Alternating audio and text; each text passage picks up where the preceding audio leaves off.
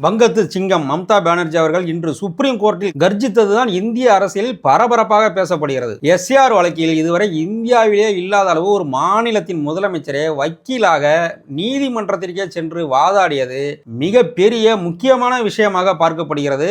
நீதிமன்றத்தில் எஸ்ஐஆர் ஏன் தேவையில்லை என்று மம்தா பானர்ஜி அவர்களின் வாதம் மிகப்பெரிய ட்ரெண்டிங்காக மாறியுள்ளது. எஸ்ஐஆர் குறித்து 6 கடிதங்கள் எழுதியும் எலெக்ஷன் கமிஷனிடம் இருந்து எங்களுக்கு பதிலே இல்லை. மக்களால் தேர்ந்தெடுக்கப்பட்ட நாங்கள் அரசு அமைத்து மக்கள் சார்பாக கடிதம் எழுதினால் அதை மதிப்பதே இல்லை. இது என்ன விதமான அதிகாரம்? 24 வருடத்திற்கு பிறகு நடக்கும் இந்த எஸ்ஐஆரை வெறும் 3 மாதத்தில் அவசரமாக முடிக்க வேண்டிய அவசியம் என்ன? எவ்வளவு பிஎல்ஓக்கள் இறந்துள்ளனர், எவ்வளவு பேர் மனநலம் பாதிக்கப்பட்டுள்ளனர் என்று அந்த ஊழியர்களுக்காகவும் வாதாடினார். பிஎல்ஓக்களை மட்டுமல்ல மக்களையும் இந்த எஸ்ஐஆர் பழி வாங்கியுள்ளது என்றும் அவர் கூறியுள்ளார். மேலும் இது வாக்காளர்களை சேர்ப்பதற்காக நடக்கவில்லை, முழுக்க வாக்காளர்களை நீக்குவதற்கென்றே இது நடக்கிறது. அதுவும் குறிப்பாக வாக்காளர் பெயர் சேர்க்கை என்பது நடப்பதே கிடையாது. இப்ப கல்யாணம் ஆகி கணவர் பெயரை போட்ட பெண்களை மிஸ் மேட்ச் ஆயிடுச்சு, மேப் பண்ண முடியல அப்படின்னு சொல்லி ரிட்டர்ன் தான் ஆகுதே ஒழிய அவர்களை இணைக்க முடியவில்லை. ஆக யாரையுமே இணைக்க முடியாமல் ஒன்லி டெலிஷன் ப்ராசஸ் தான் இதுல நடக்குது.